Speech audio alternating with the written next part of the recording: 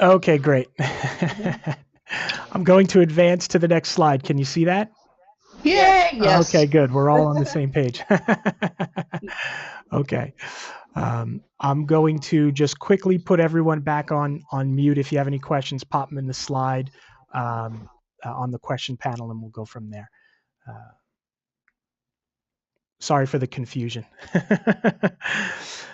Okay, so just a sense of who we are. OrgSpring is a nonprofit. We're organized as a nonprofit, although we filed our paperwork almost a year ago and are still waiting on the official 501c3. Um, our mission is to help every nonprofit organization to run an effective website and one that enables it to accomplish its own mission online. So basically, our mission is to help you accomplish your mission. Um, Most of the services that we provide for free for nonprofits. We do have some maintenance and support type of stuff that we charge for, along with some website design that we charge for. Um, um, our goal in the coming years is to increase our funding such that we can provide all of our services completely free to every nonprofit.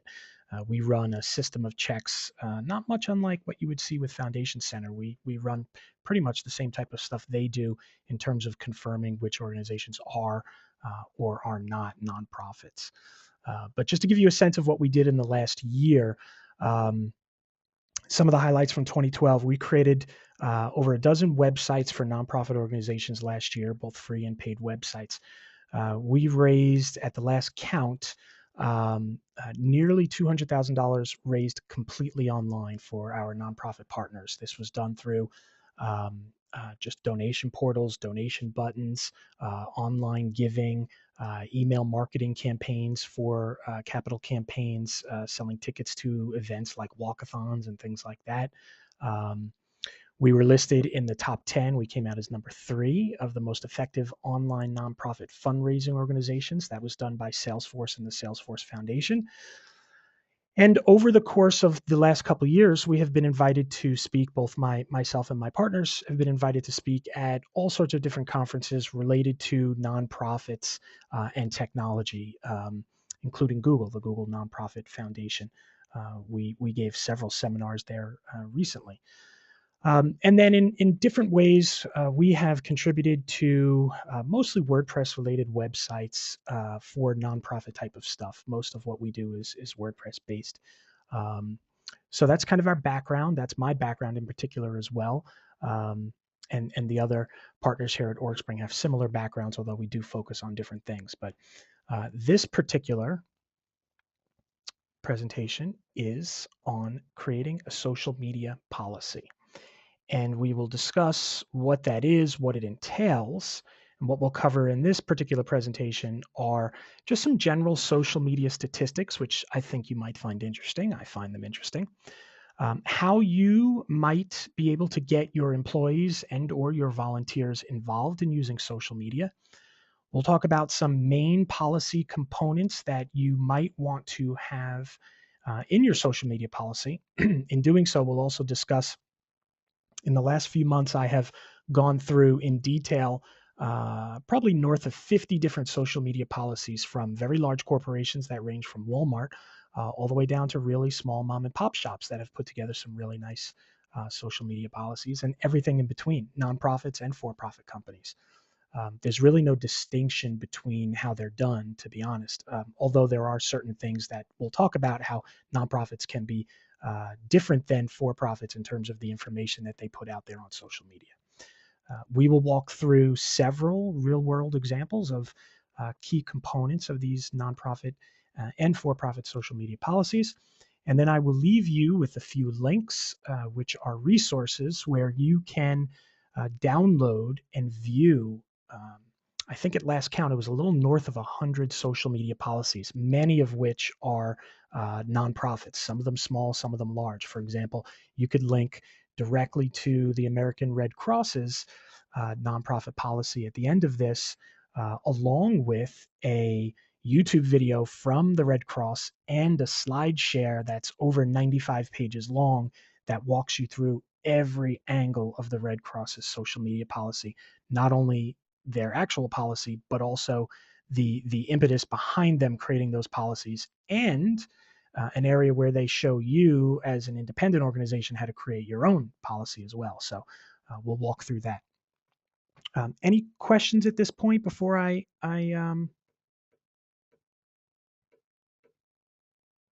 keep going? Am I talking too fast, too slow? Can everyone hear me okay? Just want to make sure we're on the same page. Okay, good. Thank you, Lisa. So here are a few social media statistics that I find interesting, and I'll talk a little bit about why I'm putting these up here. On the right, you'll see a chart. And currently, and most of this is geared toward the United States. In the United States, we have currently about 313 million people. So all of these stats relate back to that. So, for example, at last count, there were 152 million people in the United States using Facebook. Now, you may have seen some things about Facebook having 800 million people or a billion people. That's worldwide. As far as what we're concerned here, we're talking about in the United States. At last count, 152 million people. And this is from Nielsen Media.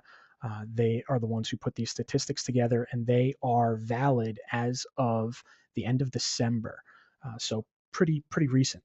The number 2 social network is Twitter with 37 million people, then LinkedIn with 28 million, and then, of course, Google Plus network with 26 million. Of these, obviously, Google is the newest, the baby social network, and it's been gaining pretty quickly.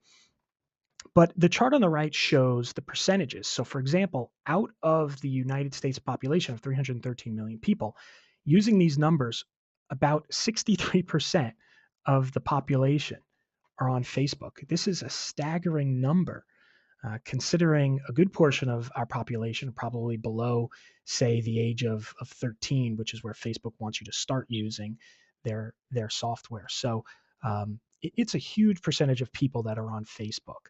You could see similar percentages here. Basically, 2/3 of the population, or close to it, are using Facebook. I would argue people over the age of 13 is probably a higher percentage. My guess would be probably closer to 70 or 80%. Basically, 1 out of every 6 or so people are using Twitter. 1 out of every 8 or so people are using LinkedIn and Google. Now, why are these numbers important? Well, a lot of people in our digital age talk about how they can get in front of more donors. If you were involved in nonprofits 10 years ago, your donors were people who could walk into your center. They were people who could physically touch you or attend an event. Maybe it was an organization like a funding organization or a grant maker, or maybe it was the government, in which case they didn't have to see you.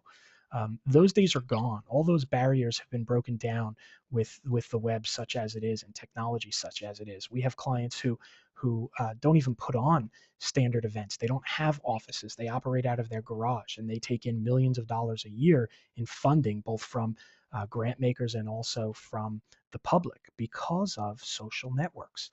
They're able to get their information out there about their cause and take in that type of funding. They are very active in social media streams, which is what brings us to this presentation, because in being active in social media streams, you want to make sure that you are protecting not only your organization, but also your employees.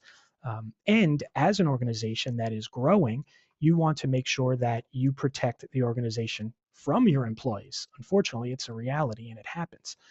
In an article that I wrote recently, I discussed 2 very recent cases, one which was just decided in January of this year, relating to a employee of Walmart. Technically, it's Sam's Club, which is owned by Walmart.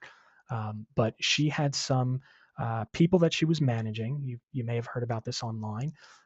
There were people that this employee was managing, and certain people had called in sick. And this particular manager had looked at the personal Facebook pages of these employees who had called in sick and had found out that they were actually at a 4th of July party.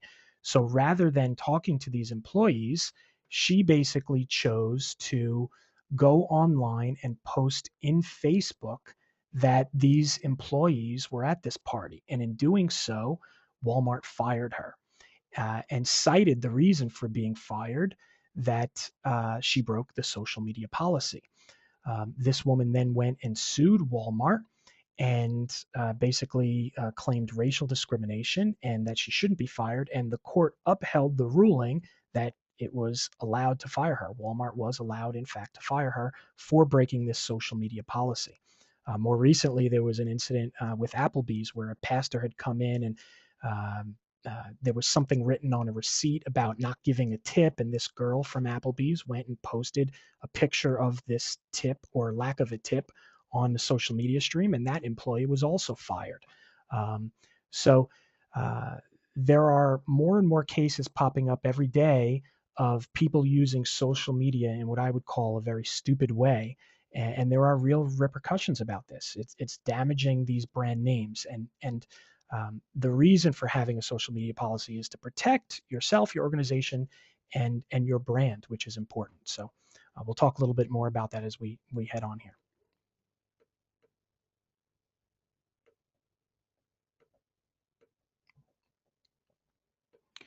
Okay, so here's another graphic again from Nielsen Media, and I'll also talk about why this is important. You'll see up here, if you can see my mouse tracking here, um, PC usage of social media.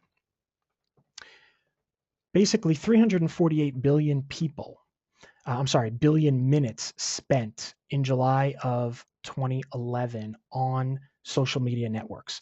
And in 2012, that number only increased to 362.7 billion minutes spent on a PC. This also includes Macs, of course, PC meaning personal computer.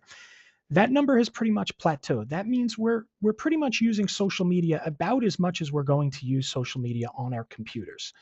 The number that is staggering to me is this number right here, mobile apps on your mobile phone.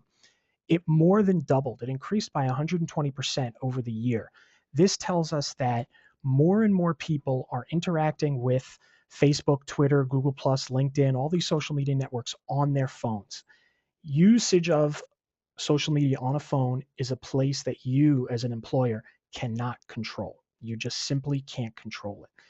And this is another reason why you need to have a policy that is common sense. You can't just be a list of 1,000 things they can and can't do. No one's going to follow that. It has to be a common sense policy that people understand because they're using social media in relation to your brand and your nonprofit online when they're at home. There's actually a statistic later on, and I link down here. I'll make this presentation available. I link to this study. This study actually tells you how many people are using social media while they're going to the bathroom in your office. It's a pretty crazy statistic, but it's there. So again, another reason to have a policy because these people are using, employees are using, we are all using social media in places where an employer cannot control us. And this is going to continue growing, mobile usage of social media. So the question is then, how do you get your team involved in the usage of social media? One of the things, it's kind of an interesting story, maybe a sidebar that'll get into this. One of the things that's important when you're discussing social media with your employees or your volunteers, not to assume that they know anything about social media. And I'll give you an example. I was recently at a tech conference here in Pittsburgh, which is where I'm based. And the keynote speaker is a woman whose name I forget, who's I guess, a decently known woman in the world of social media for nonprofits. And she had a 45-minute keynote. And she went on about how to use Twitter and how to use Facebook to engage your fans and your followers. And she talked about all the methods that she uses to post. And then she talked about using Evernote to clip items and links of sites that you like and things like Read It Later, and then posting that into Hootsuite or using TweetDeck. And anyway, it was a really great keynote presentation. And I picked up a few things that I even hadn't known before. And at the end of the presentation, she stopped and she asked for questions, and the hands went up. I would say about a quarter of the room put up their hands to ask questions, and one person in particular, unfortunately, the first person she called on, asked her what Twitter was. So here's this woman giving a 45-minute keynote presentation about Facebook and Twitter. And here's a member of the audience who had no idea what Twitter was or what it did. He had heard about it because his 14-year-old kid used it, but didn't know what it was and probably had tuned out during that whole presentation. The woman stopped and then asked if anyone else needed to know what Twitter was or what Facebook was, and almost half the room put their hands up. So it just goes to show that not every one of your employees and not every one of your volunteers are going to know what these social networking methods are, let alone how to use them. So when you are creating your social policy, your social media policy, don't forget that your audience, who you're trying to teach how to use these tools, they might not know what the tools are. So the most successful social media policies start with a section on explaining what the tools are out there in terms of social media, and then explaining how those tools can be used by the employees or other volunteers that are related, anyone who is going to engage with the organization, really. So, for example, you can put things or paragraphs inside your social media policy, and I'll show you how some of the places do this, that talk about blogs and how they're used, that talk about some of the social media networks, in particular, which ones they are on, or which ones they like, or which ones their employees should be on, if any at all. Talk about the use of videos and whether or not they're allowed. Talk about everything like signatures in email, or what you can or cannot include in email, whether your emails are considered confidential. Things like that, rather than just jumping and throwing in rules about what you can and can't do on Facebook.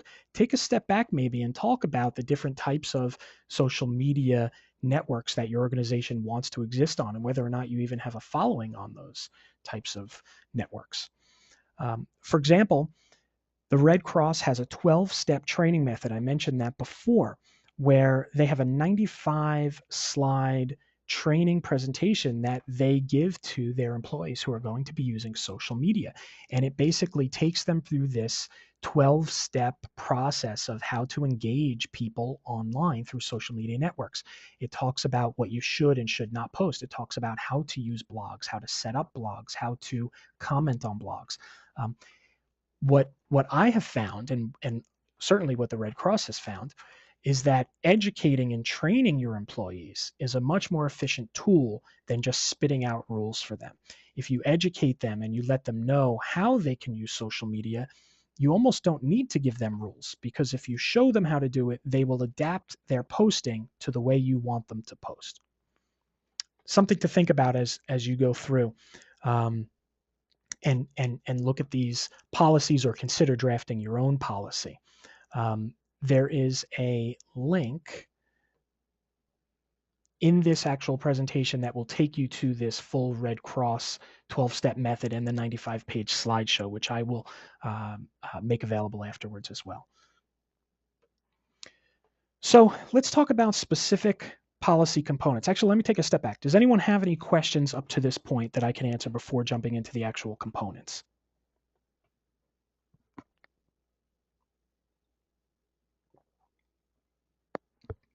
Questions? Okay, we'll keep going.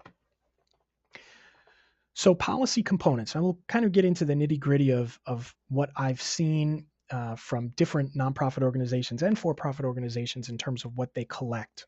So one of the main things, again, sorry to do this, let me take a step back and say this.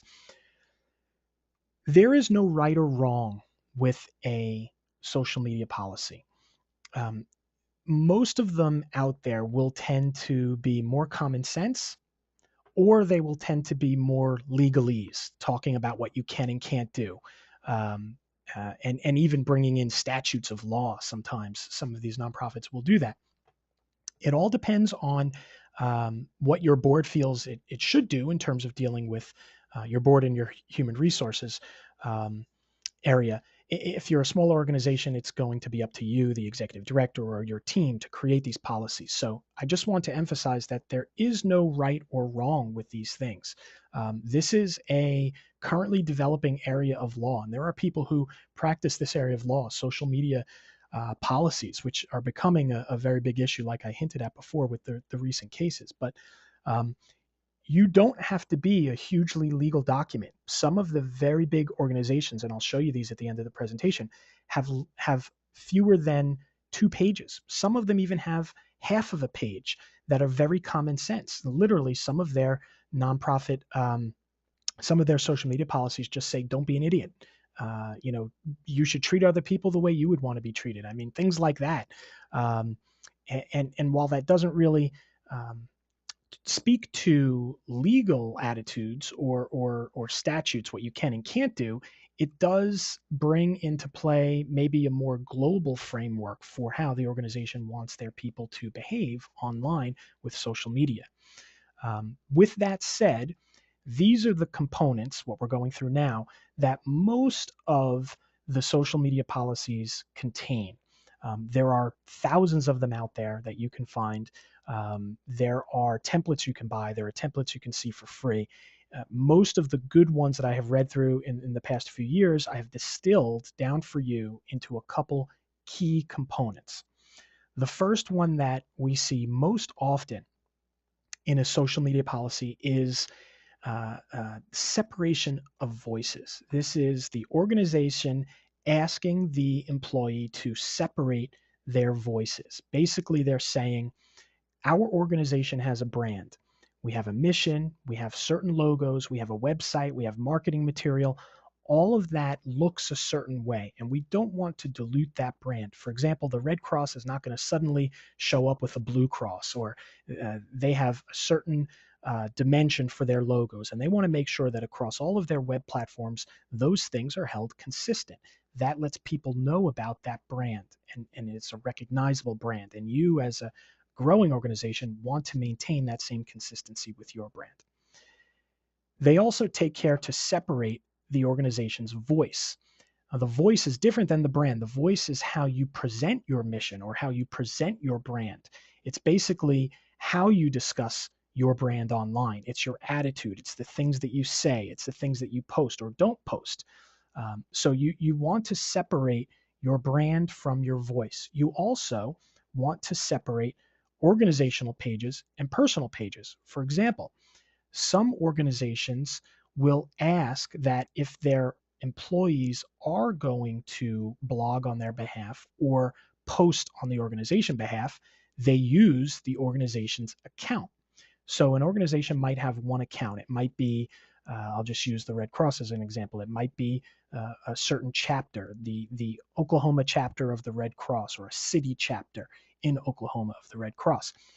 They might ask that the people running that organization just use one profile, but you might have 5 different people with the login credentials, and they might be able to send out, 20 status messages an hour. That's not all coming from one person, but they make it known what the organization can, or what those posters can and can't do in posting for that one organization page.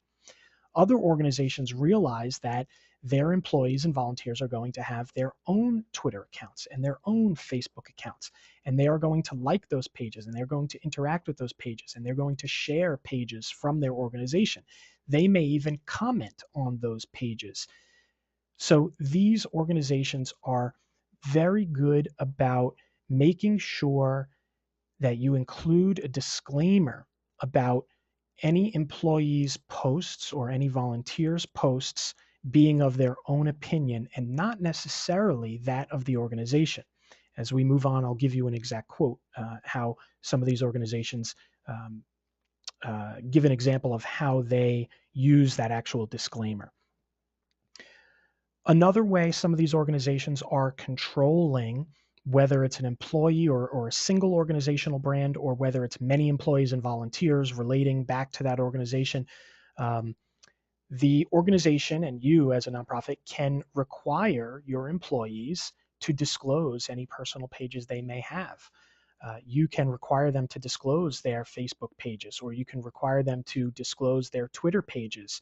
And in that way, before allowing them to post something organizationally related, you can run in front of it and stop any problems that may occur, or any bad posts or illegal posts from happening before they are posted, rather than dealing with a PR nightmare after they are posted. It also gives you the ability to take down any pictures that might not be relevant, or other things that might be shared online. So One of the key components, again, that we see in most, if not all, of the successful social media policies is a distinguishing between brands and voices, and determining whether the organization is going to use one brand or to allow all of their employees or some of their employees and volunteers to share things, official things, in their own voices. Another key component that we see in social media policies are the methods of engagement. And this really gets into how organizations and how the employees use social media to increase their engagement. Now, we're not going to get too far into this. There are hundreds, if not thousands, of books, and there are certainly thousands of websites which talk about different ways to engage. A lot of them are great, and a lot of them are real shoddy websites where they just try to take a fee from you and promise you 500 more Facebook fans in the next 3 days. So the idea of telling employees and volunteers what they can or where they should be posting, in my opinion, is a good practice, because you don't leave it open for interpretation. You're basically telling your employees and volunteers, these are the methods of engagement that we recommend, or these are the methods of engagement that we do not want you to engage in. For example, Walmart says very clearly in its social media policy, you are not to engage in any customer service related postings. If somebody posts something about us in Twitter and is asking for customer support, you are immediately to push them off to the customer support portal.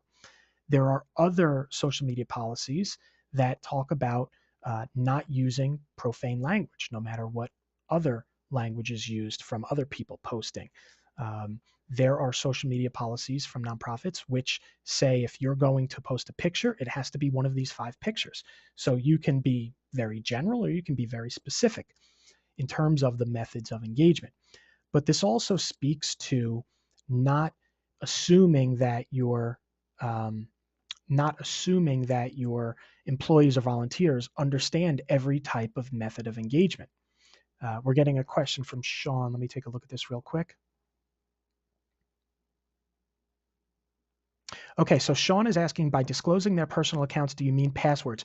No, Sean. What I'm saying is, you can put in your social media policy that if an employee is going to be commenting in an organizational way, meaning if an employee is going to be sharing or posting things on behalf of the organization, you can ask them to disclose what their pages are. Meaning, let's say you, Sean, have a Facebook page and you plan on posting, let's say you work for the Red Cross and you plan on posting information about official Red Cross events on your personal page. Your chapter might want to know what your page looks like and some of the other things on that page. For instance, a church, one of the church's members may have things on his or her personal pages that the church does not agree with, and therefore does not want that employee to post things about that church on their own personal Facebook page.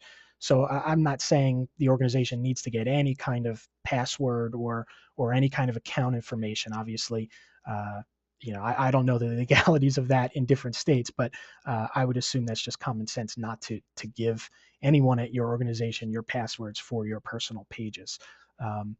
But the way I meant that was to make sure that anyone posting on behalf of the organization has a page that is in line with that organization's policies. Does that make sense? Does that answer your question?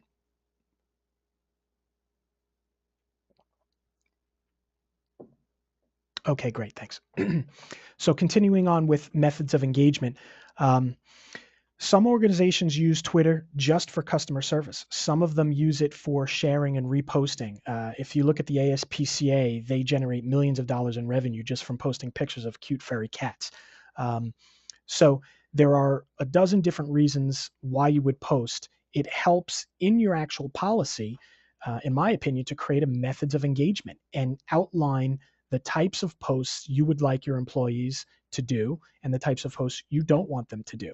And that helps kind of corral and it sets standards in terms of what you expect from them.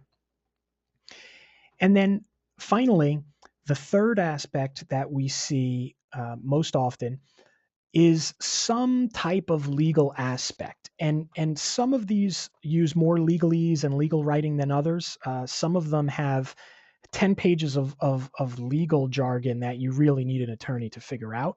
And some of them are very simple, just a paragraph. In fact, Harvard Law School actually has a paragraph that relates to the law. You would think they would have hundreds of pages, and I'll show you that one at the end of this as well. But they have a very simply worded language relating to laws, and in particular, saying don't break the law.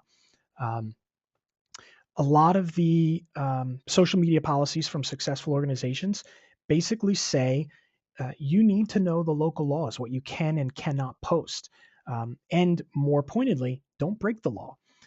By posting either for the organization or on your own related to the organization, excuse me, you are not,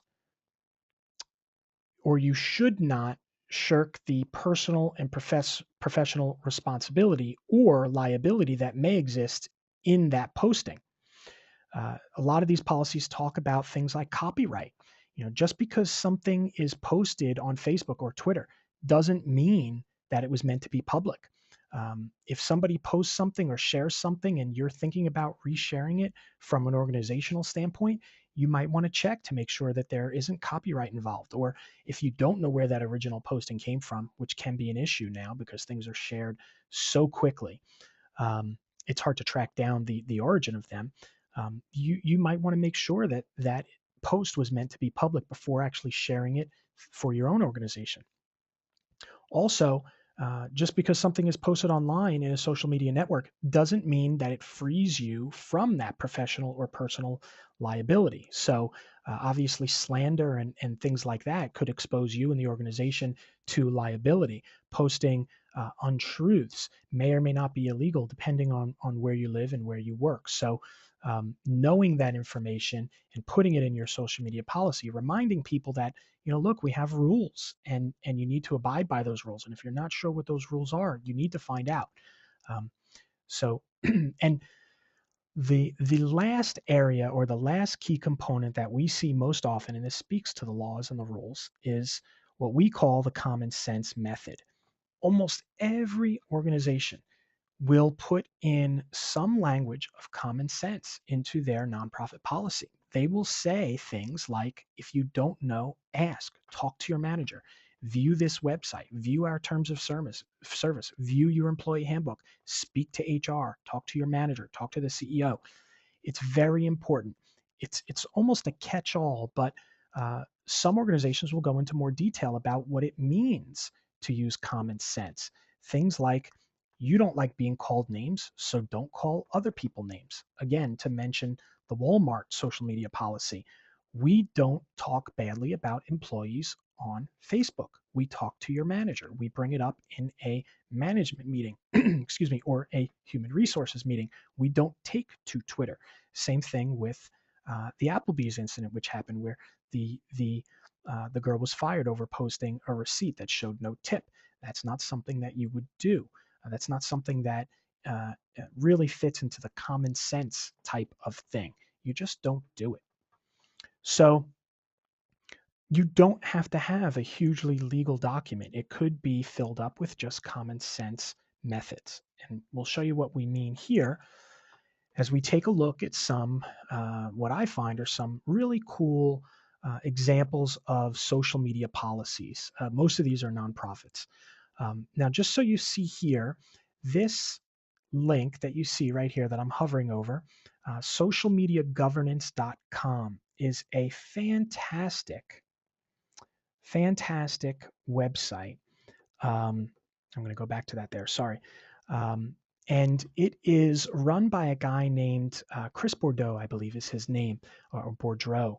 And he's been involved with some very big organizations, both for-profit and nonprofit. And on his website, where you can see right there, again, I'll make this presentation available for everyone after the keynote.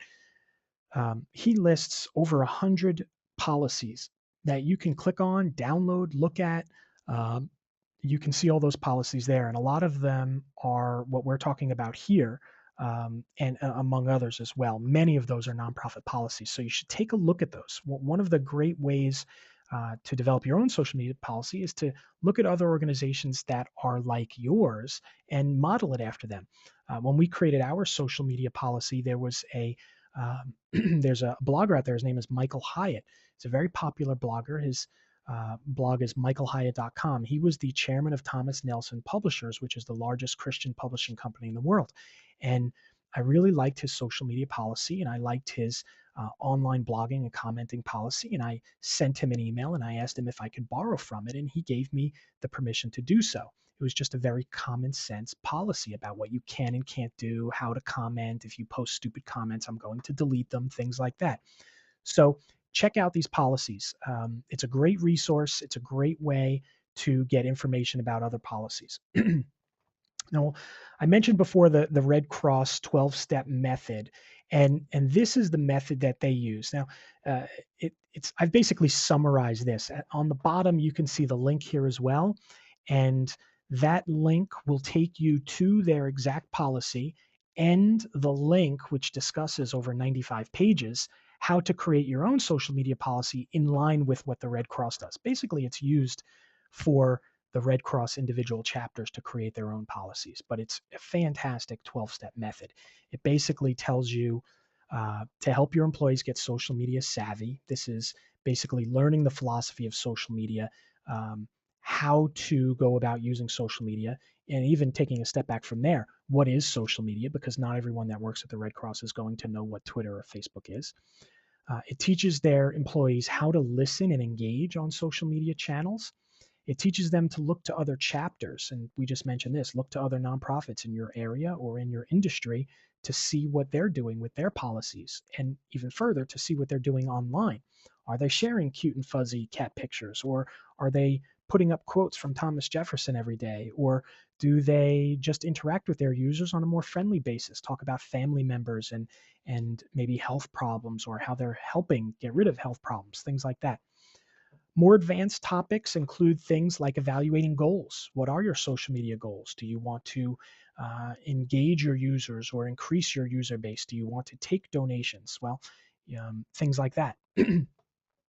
They talk about how to create an online strategy using tools of the trade, um, communicating with the head corporation. So if you are blogging and using individual pages for social media, employee and volunteer pages, making sure that you're communicating what you are posting with the head organization. Also using different tools to implement and measure those strategies. So how do you know you're being effective on Twitter and Facebook? And then finally, sharing that information with other people. So it's a really cool 12-step method. Check it out at that link.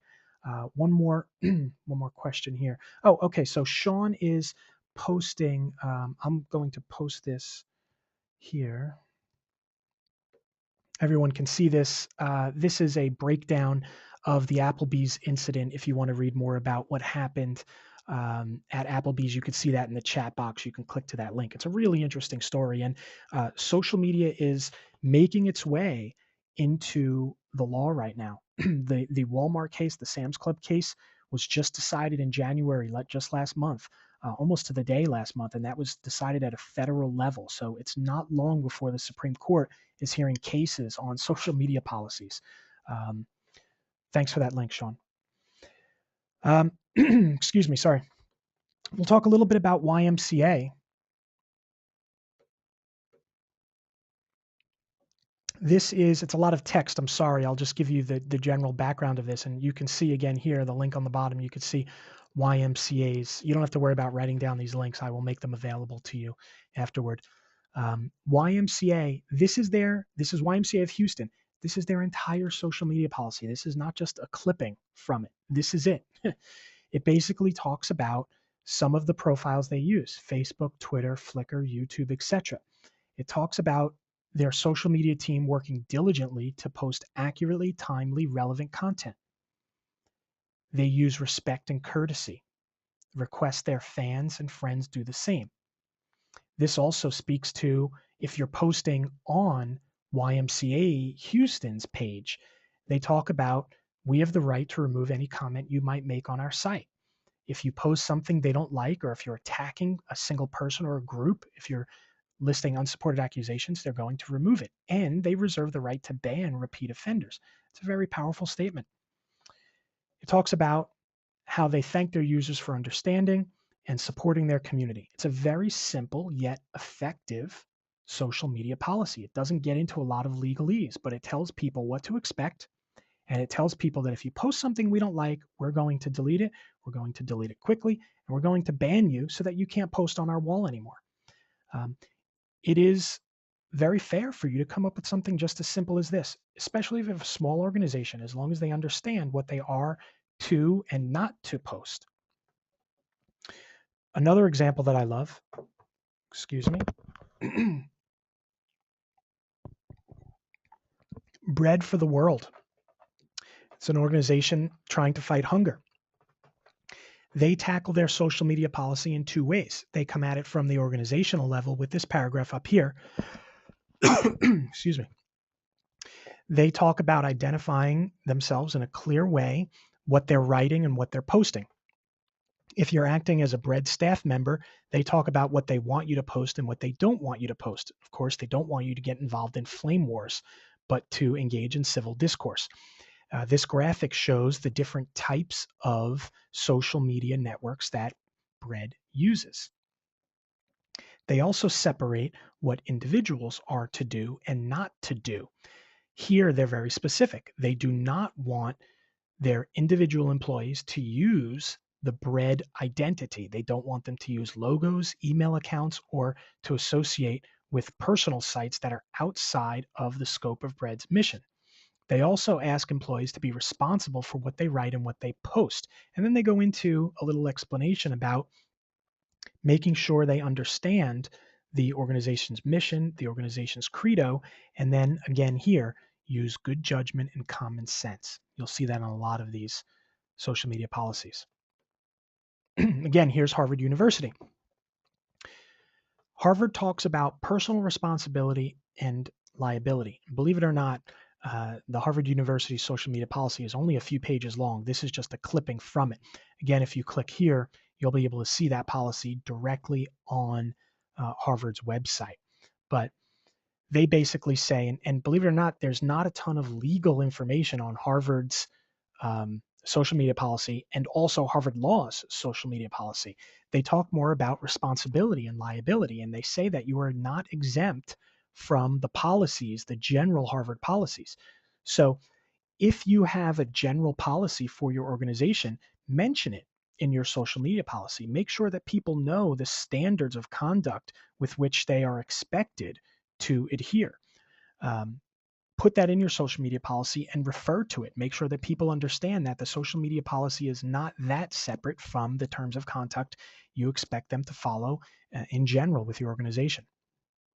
Again, here they also talk about you're responsible for what you post on your own site.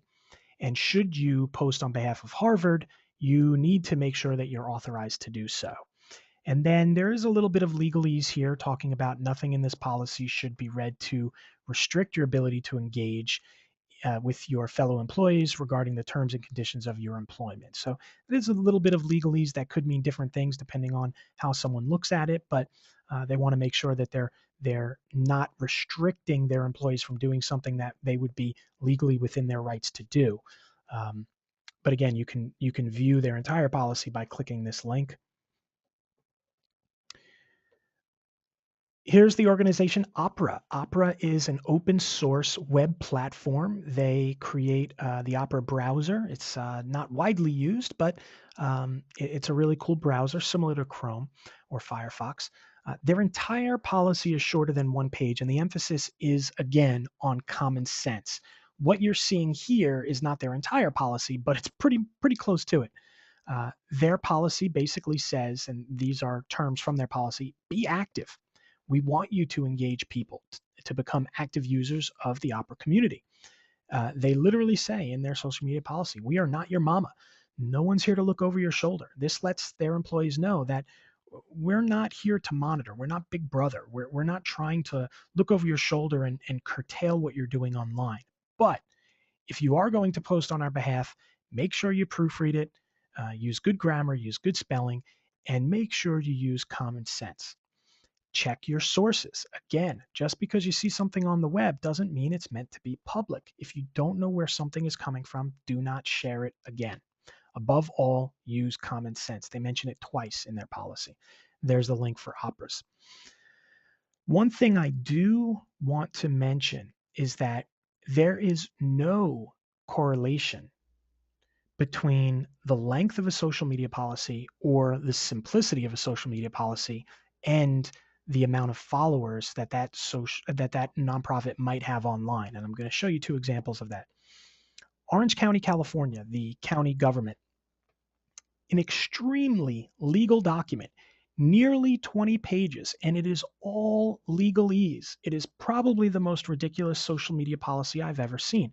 It is a bulleted list that goes on for almost 20 pages that discusses agency policy and procedures. It links back to county websites. It talks about county executives. It talks about the differences between accessing social media, whether you're in the office or from home. In some cases, it says you can't even access it from the office, and then continues to go on and explain why they do that. It talks about authorized use and who's able to or who's authorized to use social media and who's not.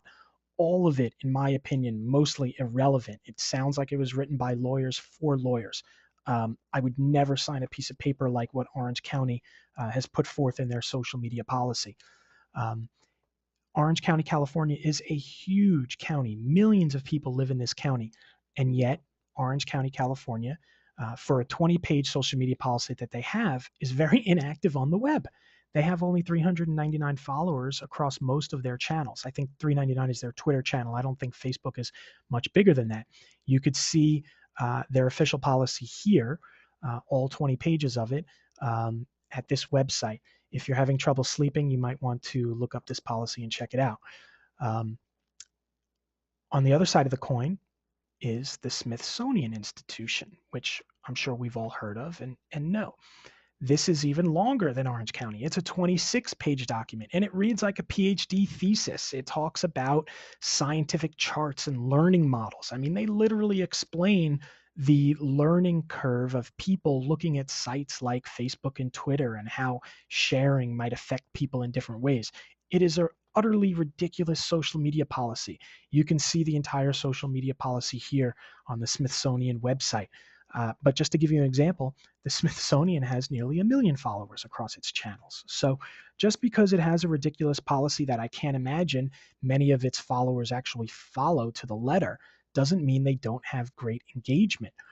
I have not heard of any people breaking that policy. I don't know if they even follow it, but it's a great institution. They post some really great pictures and they post some interesting stories, and it is very engaging pages, both their Facebook and their Twitter pages, if you have a moment to check them out. So it just goes to show you that there is no correlation between how you do these policies and what your engagement's going to be.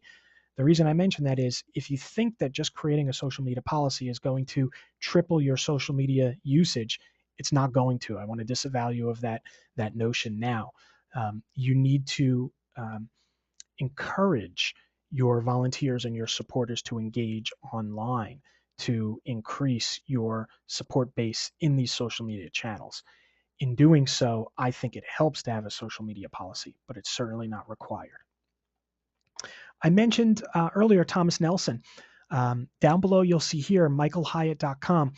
Michael Hyatt is a fantastic blog. He's a fantastic person as well. Just a really nice guy, very helpful. He has hundreds of articles on his blog that help you become a better leader.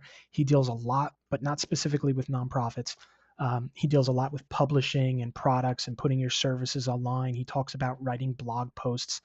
He created, to my knowledge, he created the Thomas Nelson social media policy, which is only about 1 page long. And you could see the full policy here on Michael Hyatt's blog. The important part in it is a disclaimer that he puts in.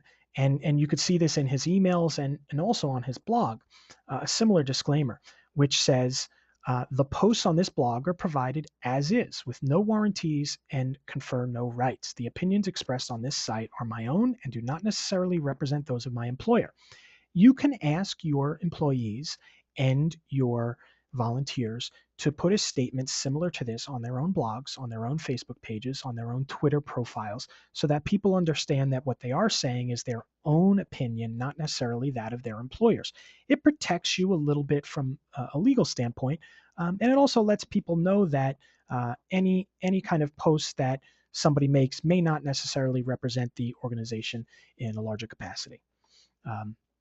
You can come up with your own similar disclaimer, or one that has very similar logic and language, and put that in your social media policy. I do believe that this is a good disclaimer for a social media policy, and it is included in our own as well. I'll show you a little bit about the Walmart social media policy since we've spoken about it a little bit here. Their policy is only a few pages long, believe it or not. It's not very long, and it is not a lot of legalese. It's pretty simple, actually. These are some of their direct headings. Don't do anything that breaks the law. Pretty simple. Be polite and courteous if you disagree. Excessive name calling will not be tolerated. No sexual harassment, no bullying, no gruesome language. Keep it real. Wall posting should come from real people, not fake Facebook profiles. Anonymous profiles will be deleted when discovered. This lets your employees know how they should be posting. They should let people know that they are real people. They're not just some random account posting. There is a place for customer service related questions. Again, Walmart asks their employees to make sure they do not engage in customer support related issues in Facebook or Twitter. They want that to go to the right spot. And then they reserve the right to remove content posted to the Facebook wall if it violates these guidelines. You can see their entire policy here, along with the clause which they cited in their case where they had fired that woman at the Sam's Club. This is that common sense structure that Walmart uses in their social media policy. This is quoted both on our website at this link and also at Brian Wassum's website. He is a commercial litigator focusing on social media law, and he deals only with social media and law as it relates to corporate litigation. You might find this interesting. This is directly from Walmart's common sense structure. You are more likely to resolve work-related complaints by speaking directly with your coworkers or by utilizing our open door policy than by posting complaints to a social media outlet. It's saying basically don't flame people on social media. Nobody likes that anyway. Nevertheless, if you decide to post complaints or criticism, avoid doing so in a way that is unprofessional, insulting, embarrassing, untrue, or harmful. And it goes on to explain some of the other items it does not want you to do. This was the exact piece of the social media policy quoted in the lawsuit, which was used to uphold Walmart firing its employee over a bad Facebook posting. So you may want to develop similar common sense structure in your own policy. For a moment, we'll talk about some advanced topics. And we mentioned this briefly before. If you want to engage your universe, your social media universe, that's really more pointed towards social media strategy, learning how to post, learning what to post. You might want to take a look at some social media strategy blogs. There are a lot of them out there. If you want to measure and find out what is useful, what types of posts are useful for your organization and which ones are not, and really make the most efficient use of your time and money spent in social media, you want to look up some social media monitoring sources. The best website and the best person I have found to talk about those two things are Katie Delahaye. She has her blog, which you can see right there, katiepayne.blogs.com. She has a fantastic website. She has done work with hundreds of nonprofits organizations, big and small, and have helped them create a strategy, have helped them monitor their social media. And she writes about that on her website. She gives a lot of information away for free. Obviously, she is a consultant. I have no relationship with her. I've never spoken to her. I've read her blog on many occasions. She also has a book about creating a social media strategy and monitoring. In my opinion, it's the best book on the topic of social media for nonprofits or for-profits. And I've read many of them, including a lot of the people with big names in the nonprofit world whose material, in my opinion, is not that great. Katie Delahay's material is fantastic. If you do want to find out more information about social media strategy or social media monitoring, I would suggest taking a look at her website. So that is the end of the presentation. If you have any questions, uh, you can put them now into the question field. If there's anything you wanted to ask or any other items of social media policies that you might have, ask them. If there's a question you want to ask outside of social media policies, feel free to ask them. I put up a little logo of our website here. Right now we have two websites. Our main website is where you get nonprofit tech tips and tutorials. That's at orgspring.com, which is where you signed up for this webinar. And then we also offer free websites for nonprofits based on the WordPress platform, and that's at orgspring.org. If we offer WordPress templates and themes, all of that is for free with a confirmed EIN nonprofit. And we also offer other support plans, both free and paid, depending on how much you need to do on the web. So I encourage you to check out those sites. We try to post helpful information for nonprofits. Any questions from anybody at this point? It can be social media related or not social media related. If you prefer, if you have a question, just shoot up a note. I could take you off mute so the whole group can hear your question.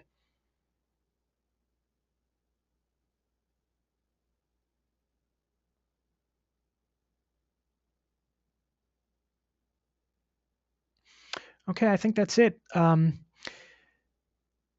What I will do is put together this presentation on a video, and I will make it available, both the audio and the video, along with the actual PowerPoint or PDF of the presentation, I should say, which will be clickable. All these links will be clickable. And I will post that both on our blog, and I will also make sure that everyone gets an email pointing them to where they can download both of those. If you have any questions at all, feel free to shoot me a note. You can contact me through orgspring.com. Or you can call us via our website as well. You'll see our contact information there. So I thank you for checking out this webinar. I appreciate you sticking with me for just a few minutes over the hour. Any questions you have related to social media policies, please shoot us a note. Thanks a lot. Take care.